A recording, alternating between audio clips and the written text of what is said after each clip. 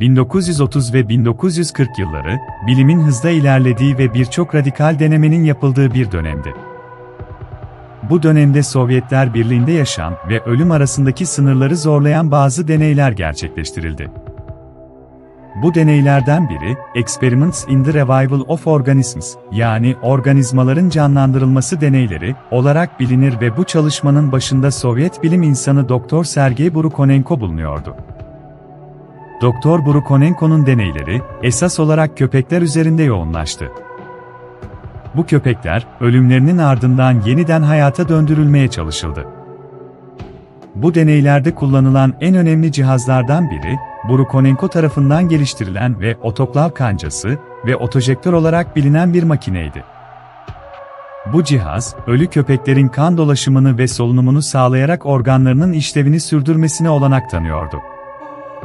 Otoklav kancası, köpeklerin kanını vücut dışında dolaştırıyor ve oksijenlendiriyordu, bu da köpeklerin organlarının çalışmaya devam etmesini sağlıyordu. Deneylerin en dikkat çekici aşamalarından biri, köpeklerin başlarının kesilerek otoklav kancasına bağlanmasıydı. Şaşırtıcı bir şekilde, bu başlar göz kırpma, kulak hareketleri gibi yaşam belirtileri gösterdi. Bu durum, o dönemdeki bilim insanları arasında büyük bir heyecan ve hayranlık uyandırdı. Ancak, bu deneyler etik açıdan ciddi tartışmaların da merkezinde yer aldı. Deneyde, başı gövdesinden ayrılmış olan bir köpeğin, otoklav kancasına bağlanmış kafası ve organlarının yapay dolaşım yolu ile tekrar hayata döndüğü gözlemlendi.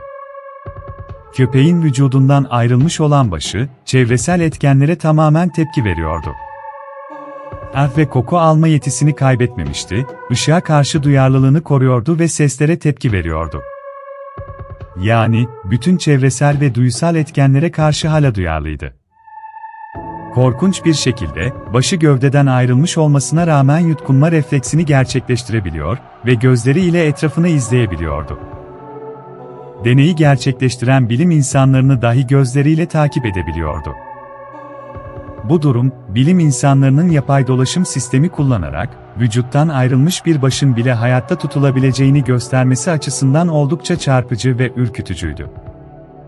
Aynı zamanda, köpeğin başının hala yaşam belirtileri göstermesi, bilim dünyasında büyük bir şaşkınlık ve tartışma yarattı.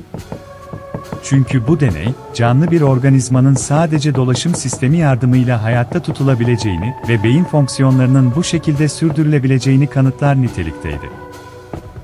Dr. Sergey Brukhonenko'nun Experiments in the Revival of Organisms çalışmasının ikinci safhasında, köpeğin tüm vücudunun canlandırılması hedeflenmiştir.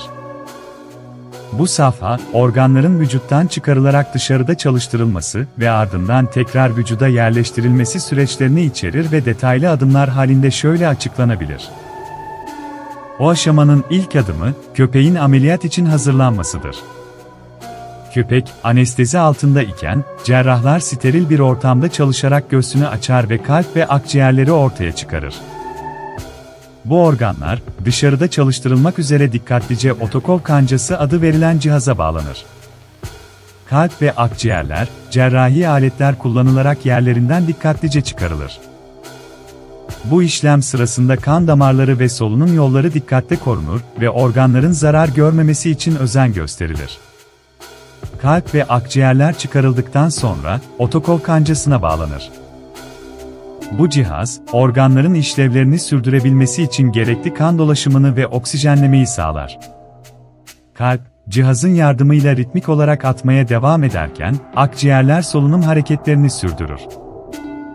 Organların dışarıda çalıştırılması, onların canlılıklarını koruyabildiklerini ve fonksiyonlarını devam ettirebildiklerini gösterir. Bir süre sonra, organlar tekrar köpeğin vücuduna yerleştirilir. Kalp ve akciğerler, dikkatlice vücut içindeki yerlerine yerleştirilir ve kan damarları ve solunum yolları titizlikle bağlanır. Bu süreç, organların yeniden işlev kazandığını ve vücut içindeki yerlerine geri döndüklerinde çalışmaya devam edebildiklerini kanıtlar. Organların vücuda yerleştirilmesinin ardından, kalp yeniden atmaya başlar ve solunum hareketleri gözlemlenir. Kan dolaşımı ve solunumun yeniden sağlanması, köpeğin vücut fonksiyonlarının geri kazanıldığını ve normal işlevlerini sürdürebildiğini gösterir. Köpeğin gözlerinin yavaşça açıldığı ve ilk hareketlerinin gözlemlendiği görülür. Kaslar yeniden canlanır ve sinir sistemi yavaşça uyanır. Bu deney, organ fonksiyonlarının ölümden sonra geri kazandırılabileceğini ve organların dışarıda çalıştırıldıktan sonra vücut içindeki yerlerine geri döndüklerinde işlevlerini sürdürebildiklerini göstermektedir. Organ nakli ve yapay organların geliştirilmesine yönelik önemli bir adım olarak kabul edilen bu süreç, modern tıpta kalp ve akciğer makineleri gibi cihazların geliştirilmesine de ilham kaynağı olmuştur.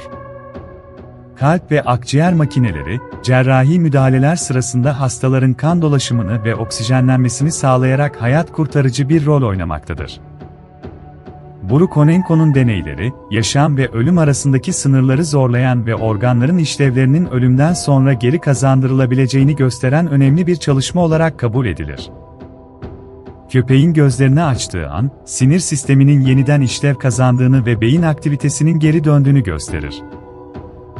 Bu olay, sadece fiziksel canlanmanın değil, aynı zamanda bilinç ve algı fonksiyonlarının da yeniden kazandırıldığını ortaya koyar. Köpeğin gözlerinin yavaşça açılması ve çevresine bakmaya başlaması, beynin oksijen ve besin maddeleri ile tekrar beslenmeye başladığının ve nöral aktivitenin yeniden başladığının bir işaretidir. Bu süreç, beynin yeniden oksijenlenmesi ve kan dolaşımının normale dönmesiyle ilgilidir. Kalp ve akciğerlerin dışarıda çalıştırıldıktan sonra vücuda yeniden yerleştirilmesi, beyinde dahil olmak üzere tüm organların tekrar beslenmesini sağlar. Beynin yeniden canlanması, sinir hücrelerinin işlev kazandığını ve sinir ağlarının yeniden etkin hale geldiğini gösterir. Bu durum, köpeğin bilinç seviyesinin geri dönmeye başladığını ve çevresel uyarıcılara tepki verebildiğini kanıtlar. Tıbbi gözlemlerde motor fonksiyonlar yavaş yavaş geri dönmeye başlar. İlk başta refleks hareketleri gözlemlenir, ardından daha kontrollü ve bilinçli hareketler ortaya çıkar. Bu süreç, sinir sisteminin yeniden organize olduğunu ve beyin ile kaslar arasındaki iletişimin tekrar kurulduğunu gösterir. Köpeğin başını hareket ettirmesi, bacaklarını oynatması ve çevresine bakmaya başlaması, sinirsel aktivitenin geri döndüğünün somut belirtileridir. Ancak, bu noktada köpeğin genel sağlık durumu hala kritik bir aşamadadır. Organların ve sinir sisteminin yeniden işlev kazanması, vücudun genel uyum sürecinin sadece bir parçasıdır. Köpeğin gözlerini açması, canlanmanın başlangıç aşaması olarak kabul edilir, ancak tam iyileşme ve normal yaşam fonksiyonlarının geri kazanılması için daha fazla tıbbi müdahale ve bakım gereklidir. Bu süreçte, köpeğin sürekli olarak izlenmesi ve gerekli destekleyici tedavilerin uygulanması önemlidir. Bu deneyler, organ nakli ve yapay organlar gibi alanlarda yapılan modern çalışmaların temelini oluşturmuştur. Canlanan köpeklere ne olduğuna gelirsek, bu köpekler operasyon sonrasında belirli bir süre yaşamlarını sürdürmüştür. Deneylerden sonra, köpekler birkaç gün boyunca yaşamış, ancak genellikle sağlık durumları optimal olmamıştır. Kalp ve akciğerlerin dışarıda çalıştırıldıktan sonra vücuda yeniden yerleştirilmesi süreci başarılı olsa da, uzun vadeli hayatta kalma oranları düşük olmuştur. Köpeklerin çoğu, birkaç gün ile bir hafta arasında hayatta kalabilmiş, ancak bu süre zarfında sürekli tıbbi gözetim ve bakım gerektirmiştir.